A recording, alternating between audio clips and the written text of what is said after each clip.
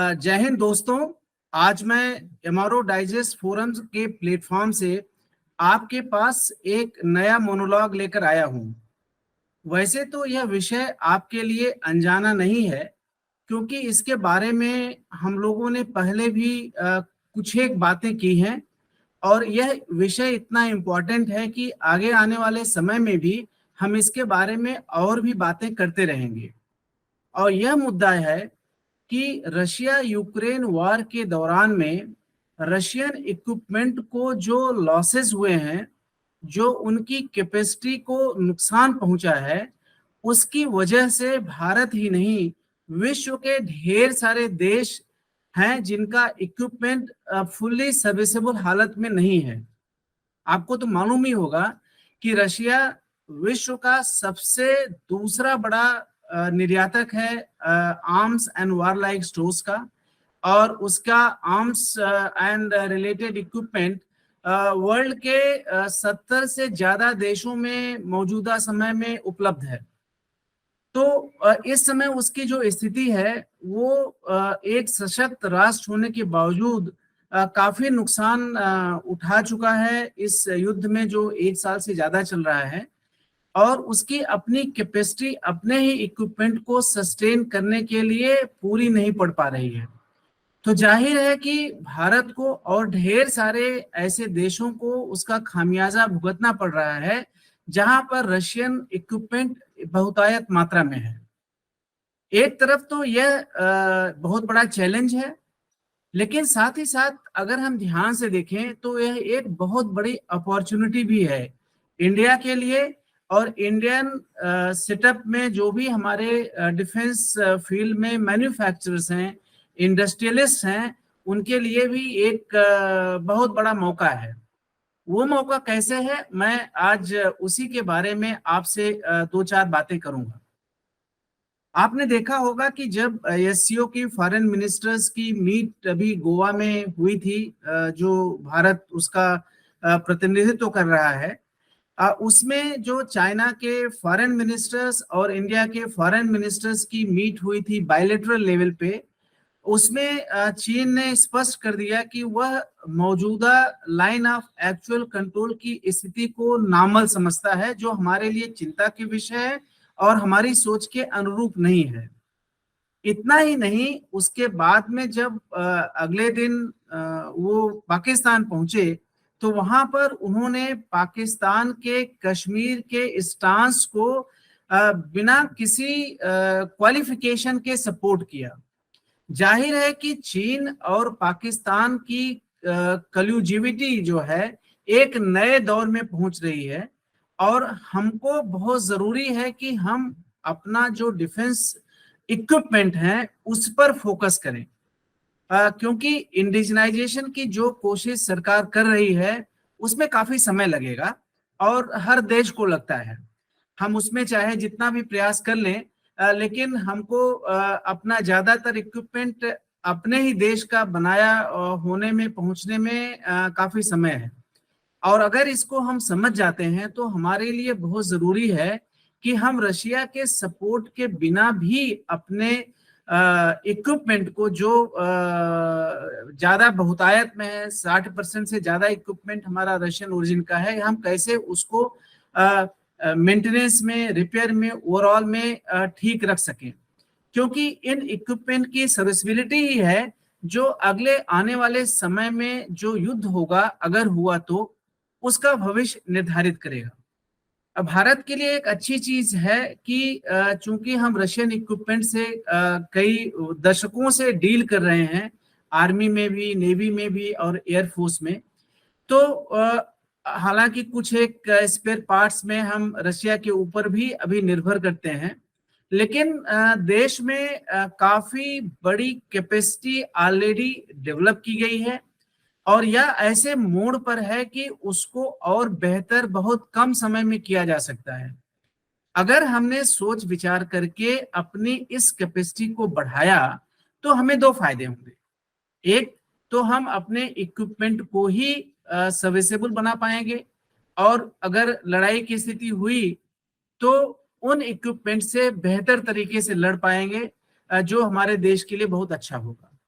साथ ही साथ जो 70 से अधिक देशों में जहां पे रशिया का इक्विपमेंट है और उन देशों में भी इसी तरह की समस्या है, हम उनके इक्विपमेंट को भी सर्विसेबल बनाने में मदद कर सकते हैं। उसके लिए भी हम अपनी कैपेसिटी डेवलप कर सकते हैं। ये हमारी राष्ट्रीय क्षमता के भीतर की बात है। अगर हमने ऐसा किया तो ये मिलिट्री डिप्लोमेसी के फ्रंट पर एक ये बहुत बड़ा कदम होगा।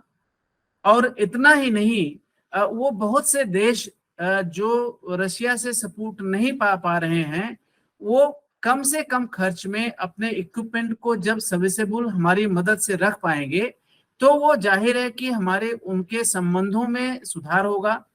और कोई भी रीजनल या इंटरनेशनल ग्रुपिंग्स में जहां पर भी उनका रोल है, वो हमारे साथ खड़े पाए जाएंगे।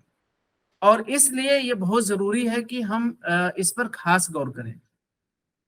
लेकिन एक और मुद्दा मैं आपसे बात करना चाहता था, जो आजकल बजवर्ड हो गया है, आउटसोर्सिंग का। आउटसोर्सिंग एज ए कॉन्सेप्ट कोई बुरी चीज नहीं है, और आजकल प्राइवेट सेक्टर उतना ही जिम्मेवार है और देश के हर एक क्षेत्र में बढ़ चढ़कर मदद ले रहा है। लेकिन जब युद्ध में एकदम से आगे की स्थिति में लड़ाई की बात आती है, तो हमें लगता है कि हमें अमेरिकन मॉडल से हट के कुछ सोचना चाहिए।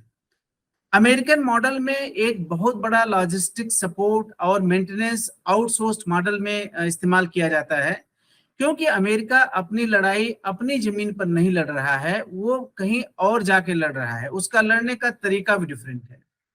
जबकि हमको अपनी लड़ाइयाँ चाहे चाइना के साथ करनी हो, चाहे पाकिस्तान के साथ जम्मू एंड कश्मीर के लाइन ऑफ कंट्रोल पर करना हो, सारे जगह माउंटेनस टेरेन है और वहां पर लड़ाई करना डिफिकल्ट है। चैलेंजेस हैं, कैजुअलिटीज हो सकती हैं, और ऐसे समय में बहुत जरूरी है कि वहां पर हमारे कम्बैट मेंटेनर्स जो है वो हमारा काम करें। यह चीज समझने की बहुत बड़ी आवश्यकता है, क्योंकि अगर हम अपने इक्विपमेंट को मेंटेन करने की और मिशन रिलायबल बनाए रखने को सिर्फ खर्च के लिहाज से देखेंगे, तो मेरे ख्याल से हम एक बहुत बड़ी गलत राह पर चल रहे होंगे। हाँ, मैं ये भी मानता हूं कि खर्च को पूरी तरह इग्नोर नहीं किया जा सकता, और उस चीज को बचाने के लिए ये जो मॉडल है जिसमें हम अपने देश के साथ साथ रशियन इक्विपमेंट से लैस विश्व के 70 देशों को अगर एक पूल, एक सिंगल एंटिटी के रूप में देखें, तो उसमें बहुत कुछ हो सकता है। और उसमें हमारे जो वेटरन्स हैं, जिनके अंदर स्किल कैपेबिलिटीज हैं, वो उस रोल में बहुत बड़ा मदद कर सकते हैं। जो प्राइवेट इंडस्ट्री डेवलप हो रही है, उसको भी यूजर इंटरफेस देने के लिए और कई एक क्षेत्रों में हायर एंड स्किल सेट देने के लिए बहुत बड़ी मदद कर सकते हैं। तो मुझे लगता है कि अगर हम सब अपनी सोच को एक नए तरीके से देखें, तो हम अपनी देश की क्षमता को भी बढ़ा सकते हैं, अपने लड़ाई की तैयारी को भी बेहतर कर सकते हैं। साथ ही साथ विश्व के 71 देशों में जो रशियन इक्विपमेंट से प्रॉब्लम है, उनको भी हल कर सकते हैं। और जब हमने अपनी क्षमता को अपने देश और बाहर के देशों में एक पर्टिकुलर सेगमेंट में डेवलप किया, तो वही मॉडल बाकी और देशों के इक्विपमेंट में और वैरायटी में डेवलप किया जा सकता है।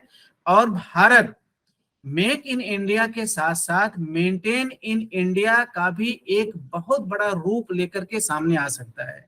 हमने इस फोरम पर पहले भी कहा है कि कंप्रहेंसिव नेशनल पावर को बढ़ाने के लिए एमआरओ एक ऐसा क्षेत्र है जो लो हैंगिंग फ्रूट है, जिसमें बहुत से लोगों को एम्प्लॉयमेंट मिल सकता है, कैपेसिटी देश की बढ़ सकती है, और हम मेंटेन इन इंडिया के साथ साथ अपने ही देश में बाहर के देशों के इक्विपमेंट को मेंटेन करने के साथ साथ अपनी एमआरओ टीम्स या उसका न्यूक्लियस बाकी देशों में भी स्टैब्लिश कर सकते हैं। उनके जो इक्विपमेंट है उसके मेंटेनेंस की भी जिम्मेवारी ले सकते हैं, और उससे जो हमारी इनकम होगी, उससे हम अपने देश के जीडीपी भी बढ़ा पाएंगे और कंप्रहेंसिव नेशनल पावर भी बढ़ा पाएंगे। और साथ ही साथ जो हमारी सोच है कभी कभार आती है सामने कि हमें रिपेयर की फील्ड में कम्बैट मेंटेनेंस की स्ट्रेंथ बहुत नहीं बढ़ानी चाहिए, उसमें खर्च आएगा, वह चीज भी अपने आप ऑटोमेटिकली हल हो जाएगी। मेरा मानना यह है कि अगर कोई भी कम्बैट मेंटेनर जिसके ऊपर हम महीने में 1.5 लाख खर्च करते हैं, लेकिन वह हमको 2 से ज्यादा लाख का आउटपुट अगर देता है इक्विपमेंट की लाइफ बचाने में या उसकी लाइफ प्रोलॉन्ग करने में, तो वह एक विन विन सिचुएशन है। तो पूरी चीज को, इस अपॉर्चुनिटी को एक नए तरीके से देखने की जरूरत है। आज के लिए बस इतना ही। मैं था major general doctor Ashok Kumar, आपसे बात कर रहा था। मुझे लगता है कि आपके जो भी दोस्त हैं, आपके जान पहचान के जो इंडस्ट्री में लोग हैं, वो लोग अगर इस फील्ड में चाहे इंडिया में या बाहर इस काम को करना चाहते हैं, तो हमारा एक प्लेटफॉर्म है एमआरओ डाइजेस्ट परफॉर्मेंस का, उसको कांटेक्ट करके अपनी मदद कर सकते हैं और अपनी समस्या को हल कर सकते हैं। आज के लिए इतना ही, फिर मिलेंगे। जय हिंद।